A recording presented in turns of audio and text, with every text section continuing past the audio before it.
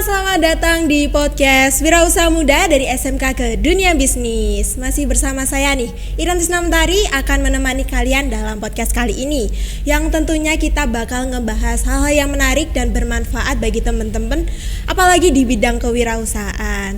Nah, pada hari ini kita kedatangan bintang tamu spesial kita loh. Kita langsung saja sambut Bu Alin. Halo. Halo Bu Alin. Hai. Gimana kabarnya? Alhamdulillah baik. Puji Tuhan ya Bu. Sebelumnya terima kasih banyak udah meluangkan waktunya untuk datang di podcast kita kali ini. Ya. Mungkin teman-teman online kan belum pada kenal sama Bu Alin.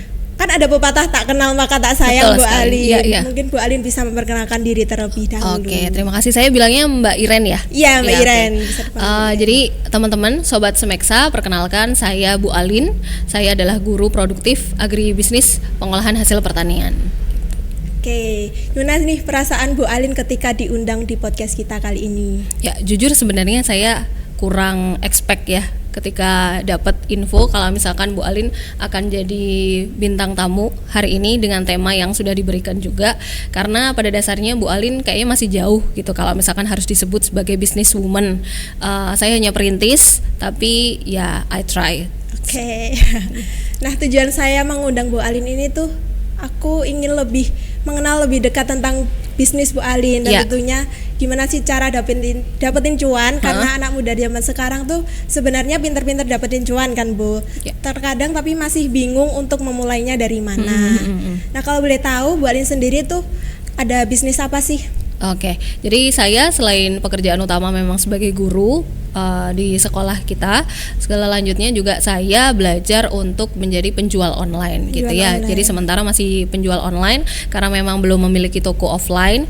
Jadi sebutannya adalah mungkin bahasa umumnya bisa reseller atau distributor ya dan sebagainya gitu, atau makelar ya mungkin kalau bahasa lama, dengan berbagai macam penjemputan nama, tapi intinya Bu Alin adalah penjual online gitu. Ada juga yang bilang saya ini palu gada gitu, apa yang lu mau gua ada gitu kan. Jadi apa yang memang dibutuhkan di kebutuhan rumah tangga itu kita usahakan kita sampaikan ke masyarakat yang memang butuh gitu.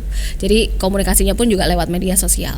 Oke, kalau boleh tahu mulai kapan Bu Alin ini memulai menjadi reseller? Oke, kalau untuk reseller resmi kemungkinan sih sekitar tahun 2020 ya. Pasca waktu itu sebelum jadi guru, Bu Alin alhamdulillah pernah bekerja di swasta.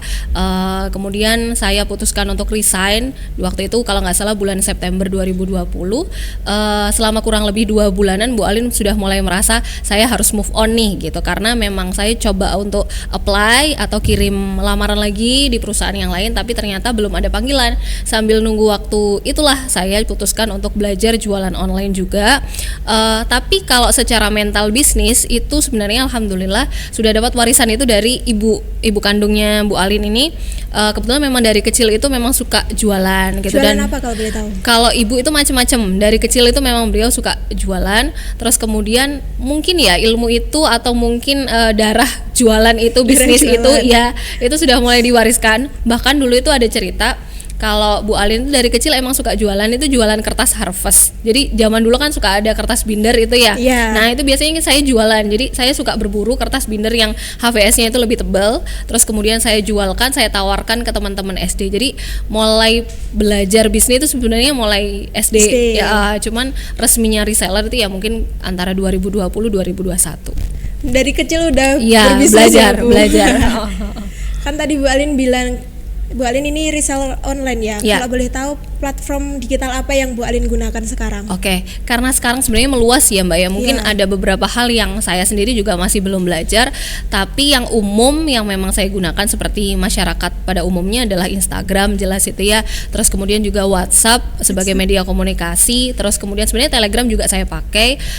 Terus kemudian ada juga Facebook sama TikTok. Banyak juga ya Bu. Sebenarnya itu. Nah, Bu Alin sendiri menjual produk apa saja sih Bu? Jadi saya itu mulai dari buku anak-anak. Buku anak-anak karena memang saya itu tipikal yang visual learner. Jadi suka dengan buku yang bergambar, visual warna-warni seperti itu. Jadi saya akhirnya imply itu dalam kehidupan saya sendiri gitu. Saya coba untuk jualan buku yang sifatnya itu edukasi, untuk target pasarnya adalah anak-anak. Tentunya yang beli kan tetap si orang tua ya. Iya, betul. Terus kemudian ada juga baju ya, mulai perintilannya wanita, perintilannya laki-laki seperti itu. Jadi mulai pakaian, terus kemudian mungkin ada jilbab dan sebagainya. Itu yang mungkin masih saya tekuni fokus. Kalau untuk makanan pernah sih posting, tapi secara offline belum. Gitu. Kalau boleh tahu makanan apa, Bu?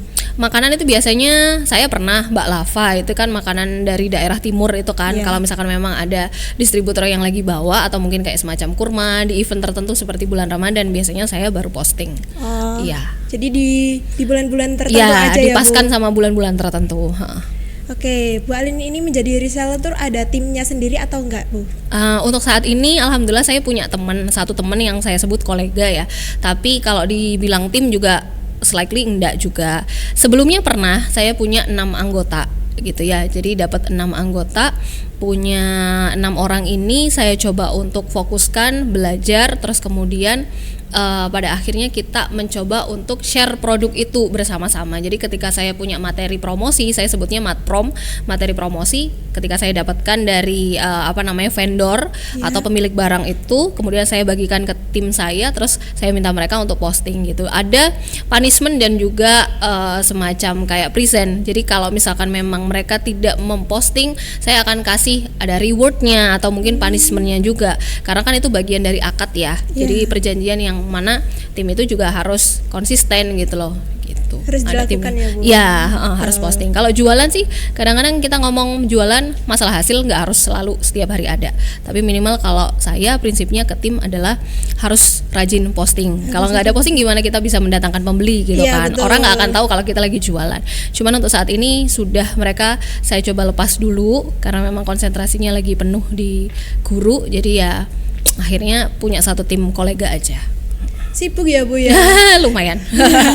Cara ngatur waktunya tuh gimana, Bu? Nah, soal waktu, kita tuh manusia semua sama ya. Kayaknya di dunia ini tuh cuma punya waktu dalam satu hari 24 jam. Nah, kalau misalkan ada orang yang berpikir saya terlalu sibuk untuk bisa belajar atau mencoba pengembangan diri yang lain, menurut saya itu alasan yang klasik. Alasan yang menurut saya bagi orang-orang yang memang gak mau berkembang gitu dalam hidupnya. Karena semua orang dikasih Tuhan karunia waktu yang sama 24 jam. Gak ada yang boleh harus lebih iri di mana dia punya waktu 30 jam, saya cuma punya waktu 10 jam, kan gak ada. Semuanya sama, adil. Hanya manusia itu tergantung dirinya apakah mereka mau belajar skala prioritas. Kalau Bu Alin seperti itu sekarang. Jadi memang dari kecil saya nggak tahu, mungkin juga faktor pendidikan orang tua, beliau itu ngasih tanggung jawab ke saya. Sejujurnya saya itu anak tunggal. Tapi ngerasa bahwa dalam hidup ada beberapa pakem yang orang tua ajarkan masalah disiplin waktu, dan itu kebawa sampai sekarang. Bahkan jujur dalam waktu kuliah mungkin ya, saya tuh dulu pernah bikin note gitu ya, Mbak Iren, dalam satu hari itu apa yang saya harus kerjakan, itu saya note dulu apa aja gitu. Ya listnya itu apa aja, walaupun nggak harus detail waktunya ya, tapi minimal saya tahu apa yang harus saya kerjakan. Sampai sekarang pun juga kadang-kadang seperti itu kan. Jadi dalam waktu satu hari pun misalnya saya lagi nggak ada aktivitas apapun pekerjaan gitu, misalnya sesederhana saya harus mencuci baju, saya harus ingat-ingat sekarang mulai jam berapa, selesai nanti targetnya jam sekian, otomatis nanti saya bisa tidur siang jam sekian gitu. Berarti harus terjadwal, tertata rapi dulu ya, Bu? Sebenarnya nggak saklek juga, tapi intinya kita tahu kalau semakin kita bisa memanfaatkan waktu, menurut saya orang akan bisa cepat menikmati waktu istirahat. Tapi kalau misalkan semakin menunda-nunda, nanti otomatis ya waktu istirahatnya akan berkurang. Iya, betul sekali. Gitu aja sih. Ngomong-ngomong nih Bu Alin, kan setiap produk itu selalu ada promosinya. Nah, Bu Alin itu gimana sih cara Bu Alin mempromosikan produk tersebut agar produk tersebut itu terkenal di khalayak umum? Oke, jadi sebenarnya kalau produknya Bu Alin mungkin dibilang istimewa atau produk yang langka juga enggak ya, karena memang buku, siapa sih yang nggak jualan buku anak? Yang kedua baju, gamis, jilbab, siapa sih yang nggak jualan hal yang sama gitu ya. Bahkan vendor saya itu banyak banget kalau misalkan mau diikuti semua gitu, bahkan kadang nggak punya waktu. Hari ini tuh kalau misalkan mau posting berapa produk itu kadang-kadang juga nggak cukup, nanti takutnya status WA jadi kecil-kecil kayak jahitan gitu kan, jadi otomatis orang malah makin malas untuk melihat. Tapi strategi yang Bu Alin lakukan adalah memanfaatkan materi promosi, karena bagi vendor itu biasanya suka ada foto sama model, ya kan? Terus ada videonya, ada foto detail spesifikasi, timeline dan sebagainya itu sudah lengkap sekali. Jadi kita tuh kalau misalkan mager hanya sekedar posting, menurut saya itu adalah alasan orang yang nggak mau berkembang. Jadi tinggal share aja kita bisa loh, kan aplikasi sekarang itu udah canggih ya. Iya, banyak. Tinggal klik aja berbagi, mau dibagikan di media sosial mana kita tinggal pilih. Terus target pasarnya, yang penting kita belajar kepada siapa target pasar itu. Biasanya kadang kita main posting secara umum aja, orang itu otomatis langsung tanpa babi bu, tanpa tanya spesifikasi, otomatis akan langsung bilang saya mau produk ini. Udah langsung gitu aja gitu. Jadi ya intinya memanfaatkan materi promosi dari vendor itu. Kadang-kadang saya nggak perlu editing video yang detail karena mereka sudah menyiapkan videonya. Saya hanya tinggal reposting aja. Walaupun beberapa akhir waktu ini saya mencoba untuk belajar bikin reels gitu-gitu ya. Reels. Walaupun jadi video-video konten gitu, walaupun belum bagus, tapi ya mungkin waktunya masih sangat-sangat belum rajin sih Mbak. Tapi intinya saya coba belajar. Jadi ada materi promosi dari mereka, saya gabung dengan video yang saya punya. Nanti disesuaikan ada akar masalah apa, terus produknya itu sebagai solusinya, ibarat kata gitu, terus dibinding deh jadi sebuah video konten gitu. Berarti harus tertata gitu ya Bu ya? Kalau tertata mungkin belum 100%, belum yang tertib secara administratif, ibarat kata maksudnya satu hari harus satu postingan, belum sampai level ke situ karena ya memang kesibukan yang lain juga ya. Ada pekerjaan utama jadi guru juga. Kalau Bu Alin intinya adalah yang penting kita konsisten posting aja dengan materi promosi yang ada, di share gitu, entah di status WA kalau memang mampunya, waktunya cukupnya adalah hanya status WA, minimal dibagikan ke situ. Berarti foto sama videonya itu buat sendiri ya Bu? Rata-rata dari vendor sudah ada. Oh, rata-rata dari vendor. Iya, sudah ada, tinggal posting aja. Oke, setiap customer pasti kan selalu pilih-pilih Bu, ketika produk kita yang kita jual kan. Nah, gimana cara Bu Alin tuh agar customer itu percaya dengan produk Bu Alin sendiri?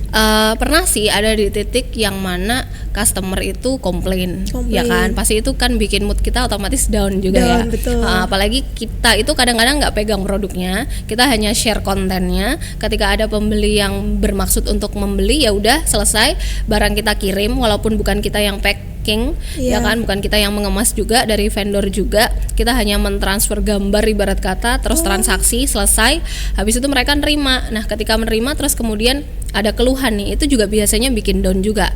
Nah kalau ada beberapa hal yang seperti customer cerewet atau seperti apa, itu sudah jadi makanan kita dan harus sudah paham. Ketika kita terjun di dunia penjualan atau marketing, sudah harus tahu resikonya, bahwa yang kita hadapi pasti pelanggan. Ada pelanggan yang baik, tadi saya udah sampaikan bahwa ketika mereka tertarik sama produknya, udah nggak pakai tanya A, B, C, D, mereka langsung bilang saya mau produknya, saya mau list ini gitu kan. Ada juga yang kadang-kadang customer itu tertarik sama produknya, tapi mereka nggak mau bayar ongkir, ya kan, ongkos kirimnya, ya kan, silahkan aja check out di toko sebelah misalnya, kayak gitu. Saya kadang mikirnya gitu, tapi tetap kita layani lah, berusaha untuk sebaik mungkin, karena kadang-kadang customer yang seperti itu mungkin mereka hanya ujian buat kita. Tuhan tuh ngasih ujian buat kita lewat tangan-tangan itu, ya kan. Akhirnya kita belajar untuk dewasa, lama-kelamaan akan biasa sih ngadepi customer seperti itu. Tapi semakin kesini customer yang loyal, karena mereka tahu bahwa produk yang kita sampaikan juga insya Allah berkualitas gitu ya, sesuai harganya, ya mereka akan percaya sama kita. Yang penting adalah customer trust atau kepercayaan dari pelanggan gitu. Kita nggak kabur, kita begitu uang ditransfer atau bahkan mungkin ada PO, itu kan biasanya juga ada bayar DP itu ya, uang juga tetap kita sampaikan ke vendor. Jadi mereka ketika barang sudah ready tetap kita kirim barangnya. Itulah kalau saya sih yang penting di kepercayaannya pelanggan gitu. Berarti harus tanggung jawab gitu ya? Iya betul, itu poin. Oke teman-teman, kisah inspiratif Bu Alin ini sangat menginspirasi kita ya. Oke, kita akan melanjutkan pembicaraan kita setelah jeda iklan yang satu ini. Tetap di podcast Wirausaha Muda dari SMK ke Dunia Bisnis.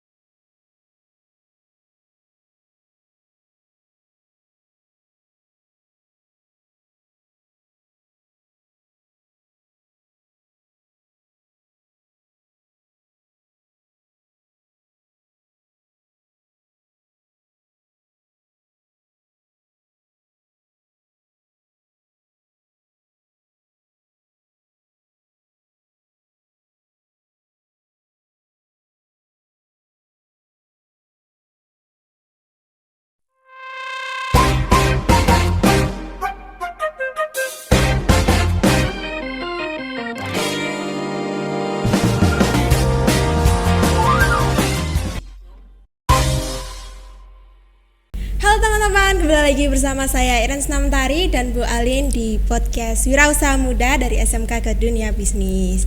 Nah Bu Alin, tadi kita kan sudah ngobrol-ngobrol santai ya. Kita akan melanjutkan topik pembicaraan kita nih tentang kewirausahaan. Kalau boleh tahu Bu Alin sendiri tuh saat mengatur keuangan tuh gimana agar menjadi keuntungan saat menjadi reseller? Oke, jadi kalau misalkan dibilang mengatur tuh kayaknya saya masih perlu belajar banyak ya Mbak Iren. Karena memang sebagai kita hidup di dunia ini tuh pasti banyak kebutuhan, selain itu juga banyak keinginan, tapi juga tidak boleh terlalu boros atau terlalu banyak menikmati. Yang penting adalah ketika kita tahu materi dari vendor itu kan pasti suka ada bagi hasil, itulah istilahnya keuntungan lah ya, entah itu mulai 10%, bahkan 5%, sampai 20% atau sampai level tertentu, karena setiap vendor atau pemilik barang itu pasti membuat sistem yang presentasi bagi hasilnya itu berbeda-beda. Iya betul. Tergantung kita memang kelasnya itu level masih reseller kah atau mungkin level agen gitu-gitu, nanti pasti presentasinya pun akan berbeda. Tapi kalau untuk dari segi pengaturan, kurang lebih pengaturannya itu adalah bagaimana kita bisa memanfaatkan tabungan lah, ya kan. Yang penting dari keuntungan itu kita atur savingnya atau biaya yang memang dipakai untuk operasional itu memang kita keluarkan, selebihnya bisa masuk ke tabungan kita. Ya itu aja sih. Tapi intinya kalau untuk keuntungan sudah ada porsi-porsinya masing-masing gitu. Oke, ngomong-ngomong soal keuangan nih Bu Alin, kan setiap pemula itu pasti masih bingung untuk ngatur modalnya itu gimana. Nah, gimana sih cara memulai bisnis ketika belum ada modalnya, Bu Alin? Oke, jadi kalau modal, sarannya Bu Alin adalah tetap berusaha dari dirinya sendiri. Karena di zaman sekarang sebenarnya sudah banyak tawaran pinjaman online dan sebagainya. Itu kalau Bu Alin sebenarnya saran, kalau misalkan memang bisa dihindari saja. Kalaupun memang perlu biaya atau modal, tanpa harus pinjam ke, mohon maaf ya, saya harus sebutkan pinjaman online atau mungkin pinjaman ke bank, itu mungkin saran saya di skip dulu, itu nomor sekian aja, taruh di paling akhir kalau bisa. Betul. Kita manfaatkan aja, kalau misalkan dibilang modal, seluruh tubuh kita mulai dari ujung rambut sampai ujung kepala ini modal gitu ya. Ketika dengan kita dikasih Tuhan karunia berupa badan yang sehat, itu juga sebuah modal yang pasti mahal nih, ya kan? Kalau misalkan ada sakit gitu aja kan ke dokter biayanya juga udah kelihatan berapa gitu ya. Jadi dari badan itu sudah modal. Kalau misalkan memang yang dibutuhkan adalah modal materi atau modal secara keuangan finansial dan memang belum punya, coba alternatifnya bisa pinjam ke yang memang tidak ada bunganya tapi perjanjiannya tetap ada gitu ya dan bisa dipercaya.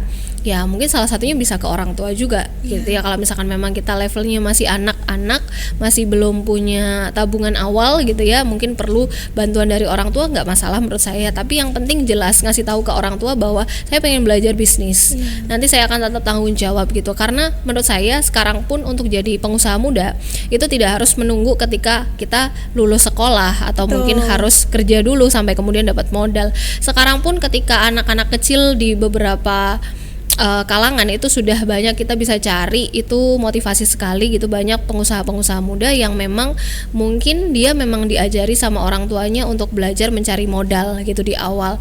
Jadi mulai dari memanfaatkan tabungan sampai kemudian kalau misalkan memang benar-benar tidak ada ya bisa mungkin pinjam ke orang tua. Semoga orang tua juga bisa ikhlas gitu ya memberikan pinjaman tanpa ada bunga. Terus kemudian tapinya kita tetap harus punya tanggung jawab. Walaupun orang tua kita tetap sistemnya kita meminjam ke mereka gitu kan, dan kita peruntungannya adalah untuk belajar bisnis. Kalau nanti bisa menguntungkan kita lanjutkan lagi, karena bisnis pun juga nggak bisa menjanjikan kan awal percobaan langsung menguntungkan juga enggak. Tapi intinya kalau modal, Bu Alin kasih saran intinya hindari yang tadi pinjaman online atau pinjaman ke bank, cari pinjaman ke orang yang memang tidak menuntut bunga tapi tetap perjanjiannya jelas, ada hitam di atas putih. Bahkan kalau ke orang tua perlu ada pinjaman juga nggak masalah gitu kan. Yang terpenting adalah kita niatnya pinjam, akadnya pinjam, jadi harus tetap dikembalikan gitu apapun yang terjadi. Barangkali kalau ke orang tua kan nggak ada tagihan-tagihan yang membuat kita ya betul. Kalau dengar cerita pinjaman online itu kan juga bikin sedih ya, kalau misalkan ada kasus atau seperti apa gitu. Kalau Bu Alin sendiri dulu gimana cara mendapatkan modal? Kalau Bu Alin dulu kebetulan memang karena sudah bekerja, jadi otomatis dapat tabungan dari hasil bekerja itu. Ketika sudah resign, ada beberapa uang yang bisa saya manfaatkan untuk beli produk waktu itu untuk nyetok sementara di rumah walaupun belum ada tokonya, terus kemudian saya promosikan mulai belajar online itu. Tapi sebelum belajar online yang saya tadi cerita mulai kecil sudah belajar usaha gitu ya, menjual beberapa produk itu di tahun 2020 sebenarnya Bu Alin juga jalan-jalan ke CFD deket rumah gitu ya, mencoba untuk membuka lapak gitu di samping saudara saya, menjajakan baju-baju yang memang waktu itu saya beli dari modal hasil saya bekerja gitu. Terus kemudian tetap pemasarannya sistemnya online juga, tapi belajar mentalnya itu juga terjun ke lapangan lewat CFD gitu. Walaupun belum laku sama sekali, saya mencoba untuk gelar dari modal saya kurang lebih harus daftar reseller. Waktu itu kan ada yang berbayar, ada yang tidak. Ya kalau misalkan tidak, ya alhamdulillah tinggal posting aja, paling modalnya adalah pulsa ya kan. Hampir semua orang punya pulsa, wifi bisa dimanfaatkan, itu juga modal. Kalau misalkan kebijakan dari vendor tidak harus nyetok, ya syukur-syukur gitu kan. Kalau saya dulu ada salah satu vendor yang mewajibkan kita harus berbelanja sekian dulu juta misalnya, terus kemudian kita dikirimi barangnya untuk kita jual. Saya dulu seperti itu. Tapi walaupun di percobaan penjualan pertama setelah resign kerja itu tidak membuahkan hasil, tidak ada pembeli sama sekali, tapi minimal saya bisa mendatangkan orang yang dia penasaran sama produknya. Dia bilang produknya itu bagus secara kualitas juga, secara gambar juga bagus. Tapi dia menyadari saya nggak nutut kalau harus beli barang itu. Dari situlah Bu Alin dapat banyak pelajaran bahwa satu, saya akan belajar tentang bagaimana menghadapi customer secara langsung. Yang kedua adalah Bu Alin akhirnya belajar bahwa kita harus belajar tentang target pasar kita. Karena semua produk itu saya yakin selalu akan ada tuannya.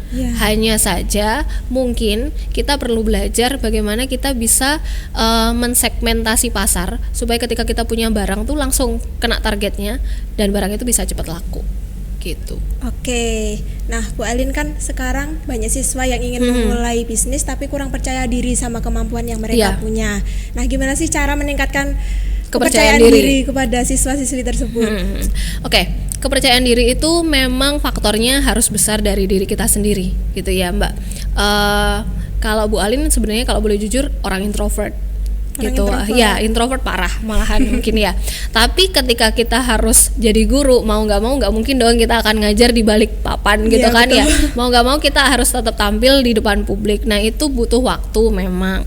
Tapi alhamdulillahnya semua bagian dari kehidupan saya banyak yang memberikan pelajaran positif. Bagaimana kita akhirnya harus berhadapan dengan orang, harus berhadapan dengan orang banyak gitu kan.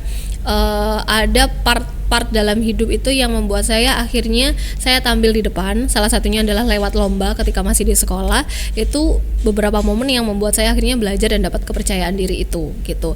Walaupun pada akhirnya ada beberapa hal yang membuat kita kadang merasa insecure dan saya tidak pantas untuk punya kepercayaan diri sebagaimana orang lain yang bisa dengan entengnya ngomong di depan banyak orang, bisa dengan mudahnya promosi barang dan sebagainya. Tapi ya itu butuh proses, itu memang butuh jam terbang. Memang se-introvertnya kita nggak boleh terus kemudian jadi katak dalam tempurung. Ibarat kata kamu terus stay di dalam kamar atau ruangan tertutup kamu yang kamu nyaman, tetap harus menyisakan ruang di mana kita perlu keluar terhadap dunia luar, dan itu akan membantu kita membangun kepercayaan diri. Kalau Bu Alin itu sih, yang penting latihan terus, entah ngomong di depan cermin, entah itu bagaimana belajar ngadepin orang, itu semua memang butuh proses, tapi harus dilatih, dipaksa.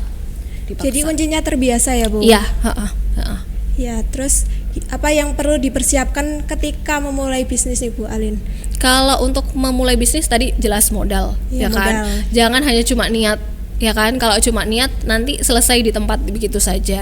Jadi nggak akan berprogres, nggak akan maju-maju ke depan juga gitu. Ibarat kata kita jalan juga jalannya di tempat.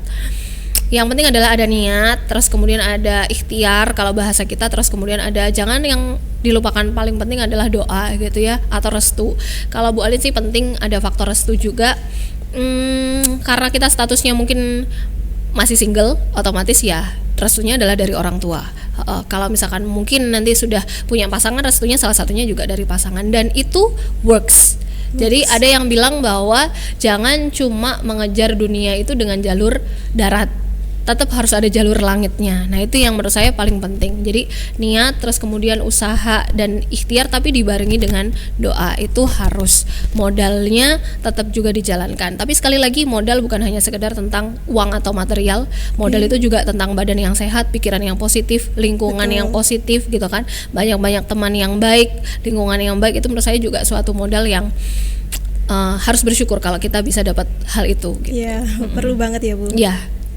Nah ngomong-ngomong Bu Alin, kan kita saat menjadi reseller kan harus pintar-pintar memilih produsennya. Gimana cara Bu Alin ini memilih produsen tersebut? Oke, jadi sejujurnya Mbak Iren, produsen saya itu hampir 100% saya tidak mengenal secara fisik.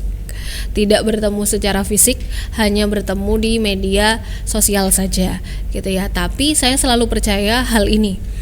Ketika kita belajar untuk jadi orang baik, Tuhan itu juga akan mendekatkan ke orang-orang yang baik. Walaupun mungkin tetap ada kerikil-kerikil berupa orang-orang yang mungkin sedikit tidak amanah di dalamnya.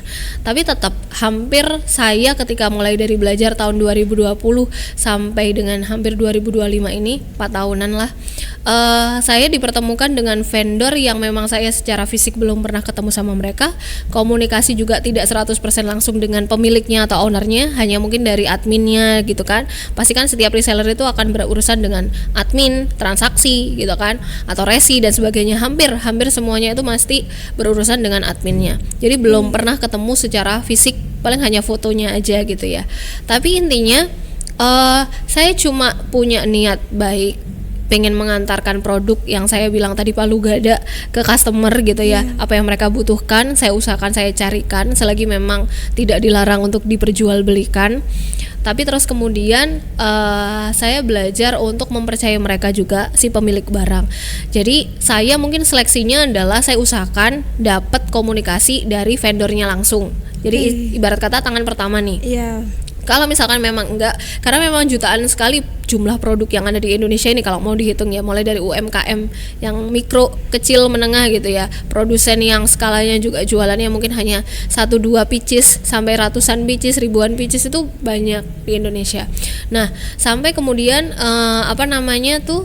dari produsen-produsen ini saya coba dari tangan pertama. Kalau misalkan nanti memang tidak dapat dari tangan pertama, minimal tangan kedua atau tangan ketiga. Jadi sudah lewat dari distributor sama agennya, baru kemudian saya resellernya gitu. Karena memang ada yang vendor itu tidak mengharuskan kita ketemu atau komunikasi langsung sama pihak pertama. Jadi memang dia hanya menyediakan, apalagi kalau saya minim modal gitu ya, tidak pakai modal sama sekali yang harus pembelanjaan sekian juta setiap bulannya, otomatis jatuhnya mungkin saya hanya resellernya gitu. Karena untuk jadi agen atau distributor di kelas tertentu, kadang-kadang memang harus ada syarat finansial tertentu, harus konsisten jualan dengan transaksi minimal berapa juta atau berapa persen gitu-gitu kan. Jadi ya mungkin bagi saya masih skala gini, ya itu tadi diusahakan. Kalau misalkan mereka memang punya media sosial, kita cek apakah reviewnya juga bagus, rating penjualannya juga bagus, karena memang komunikasi kita secara online hampir semuanya.